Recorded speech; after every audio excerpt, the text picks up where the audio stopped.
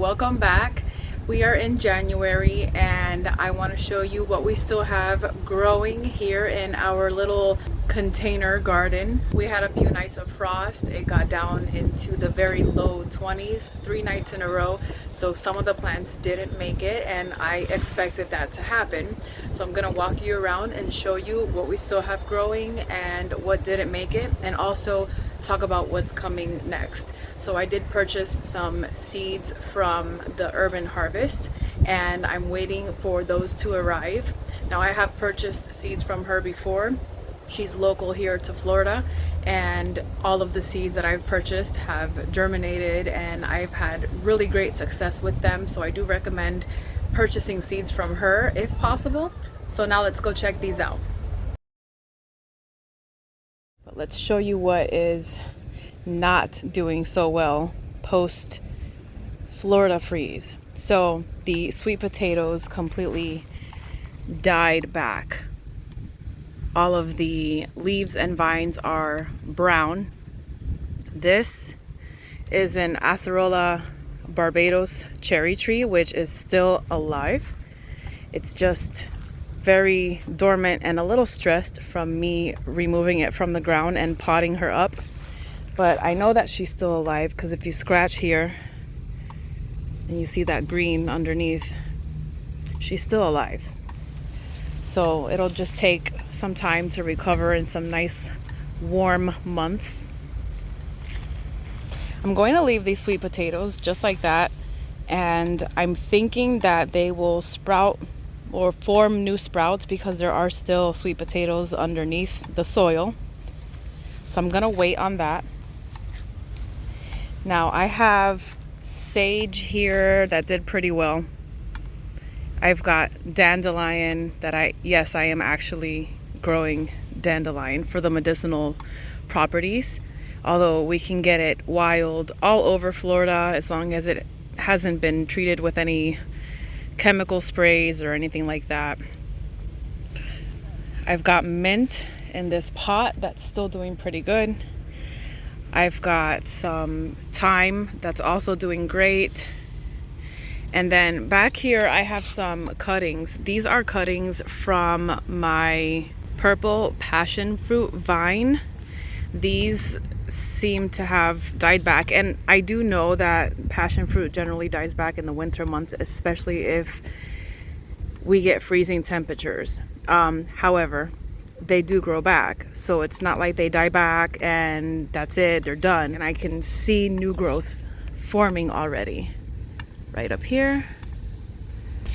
So I'm gonna leave these just like that. I've got some calendula flowers that are stressed out.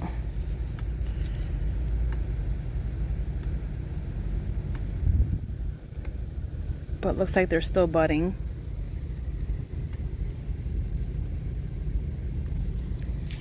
Now, look at these pineapples.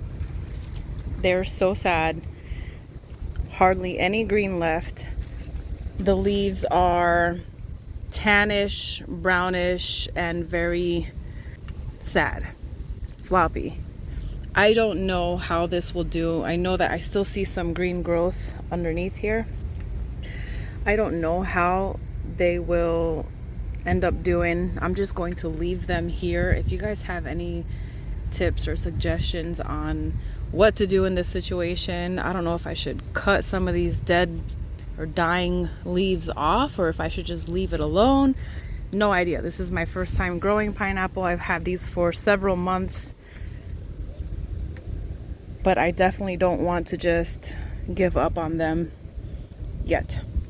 I've got some lemon balm in here that I cut all the way down, and new growth is already starting to happen. My blueberry bushes, both are doing pretty well. They are actually, I see some new flowers on that bush right here. Let me show you. So here are the new flowers. However, the berries that were already formed did not take well to the freeze. Look at that. They're all raisin-like.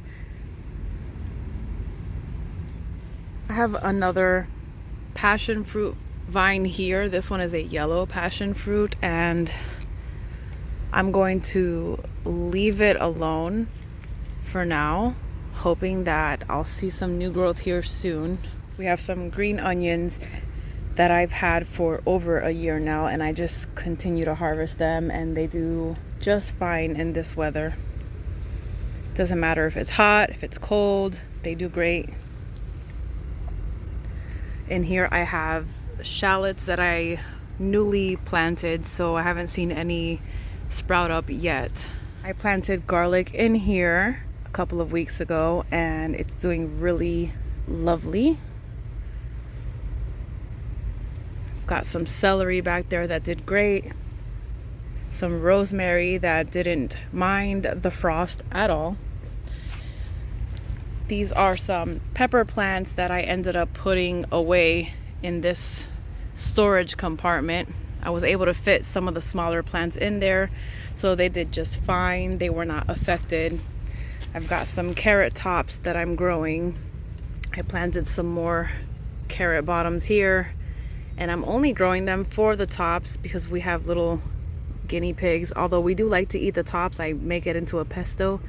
But we have guinea pigs that we like to feed this to, so it's pretty convenient. I've got some cilantro that's doing okay. Sugar snap peas that are also doing okay. I was able to put these 2 figs away. We actually brought them inside, so they were not affected by the frost. It looks like I do have fig leaf rust on some of these, and that's because it's really humid out here in Florida. So if the leaves stay moist or wet for a certain period of time, they are definitely susceptible to the fig leaf rust. So what I'm doing is I'm just waiting to see if the leaves fall off, and then I remove them completely, take them away so that it doesn't keep spreading. But there are some leaves that aren't affected. I've got some onion tops. I cut the bottom of some onions when I was in the kitchen, and I planted them in here, and I am growing this specifically for the tops. I recently harvested several tops, and I made onion top pesto. That's also very delicious. These mulberry cuttings, I was able to put them away so that they were not affected by the frost either. I put them in that same compartment because it is a fairly small container, so it was able to fit in there, and they're doing pretty well. I have a video on these cuttings that I did prior to selling our house. I left the main mother tree at the house, and I took some cuttings. I actually can't even believe what I'm seeing here. This is the first time that I'm seeing this, but it has actually, it's flowering. These are tiny little mulberries that are already forming. That's bizarre. That's pretty cool. Each one of these cuttings are its own individual tree. Now, parsley is just the OG of herbs, in my opinion. Parsley does well in 100-degree temperatures, 20-degree temperatures. It doesn't mind. It still thrives. It's not fazed by any temperatures out here in Florida. It just does so well. It stayed outside. I didn't do anything with it. And look at how beautiful it is. It's still like nothing happened. I've got a little cayenne pepper that I was also able to put away because it's in a smaller container. Already have a little pepper here.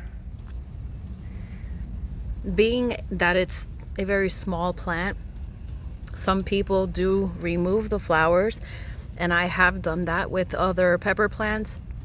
But on this one, I'm not going to remove the flowers. I'm going to just leave it, let it do its thing.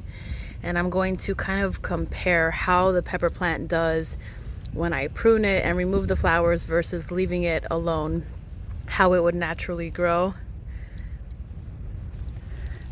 These banana pups, I knew that they would be very sensitive to the frost, so I was able to move these inside as well. And One of them is doing good. I see new growth forming here, but this other one, not so much. It hasn't actually died, but nothing has happened yet. So I don't see any new growth forming from inside of here, which normally we'd have a new leaf that sprouts out from here. Haven't seen that yet, but I'll just let it hang out, do its thing, and see what happens. This is a mini bell pepper that is still alive. It looks like it's completely dead, but I came out here and I was doing the little scratchy scratch, and I see that it is still green inside. So I know that it's alive. I'm going to prune back the dead branches and all the leaves that have died. I'm just gonna bring this all the way back down and see what happens. I've got a few basil plants that I was also able to bring inside. I know basil is also very sensitive to the cold. So I've got a few here that are doing well.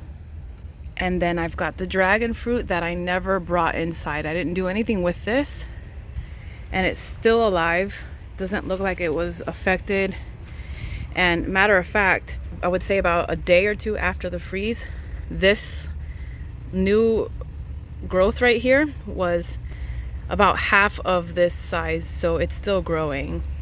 So I know that this one did well. I understand that dragon fruit is also sensitive to cold temperatures, but this one did pretty good. These here are what didn't make it, unfortunately, and I knew that we would have some plants that weren't gonna make it, and I was okay with that. These were a little bit too big for me to bring them inside, so I had a feeling that these definitely would not survive. And these here are papayas that I had. These were smaller baby papayas that just are so sad. So I'm going to cut all of these plants down at the base. I'll leave the roots inside of the pots so that they can decompose and provide nutrients back into the soil. And I'm gonna do the same thing with these four. These were Everglades tomatoes. So I'm gonna cut them all the way back down to the base and leave the roots in the soil, add a little bit more compost, maybe some organic fertilizer, and then plant something else in these 4 fabric containers. It's sad because I knew that they weren't gonna make it. I had so many little fruits forming on each one of these plants.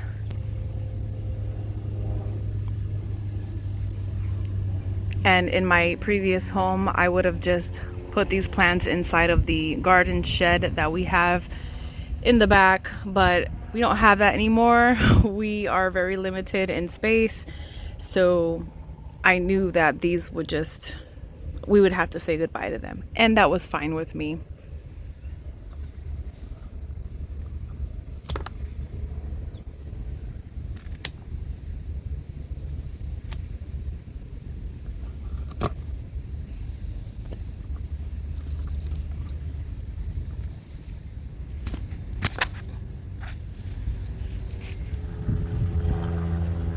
Now, I'll tell you what I have planned for these containers.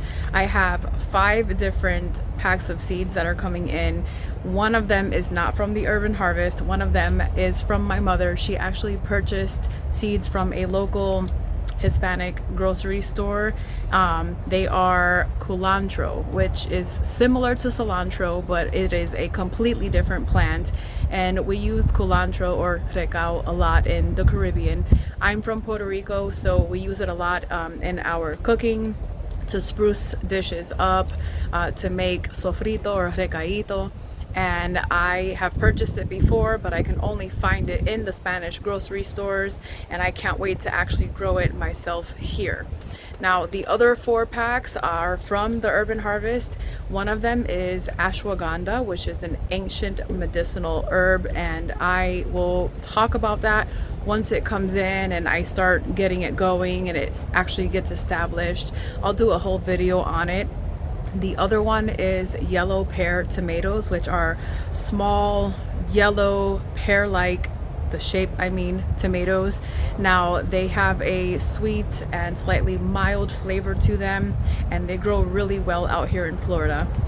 The other one is ground cherry, which the fruits have almost like a tropical fruity pineapple flavor to them. And the last one is red salad bowl lettuce. Now I love lettuce, don't get me wrong, but I love red lettuce or purple lettuces even more. So the more colors that I can grow, the better. And I know that the reds and purples also carry different vitamins and minerals that the greens don't carry. So I like to grow purples and reds as much as possible. Thanks for sticking around. Until next time.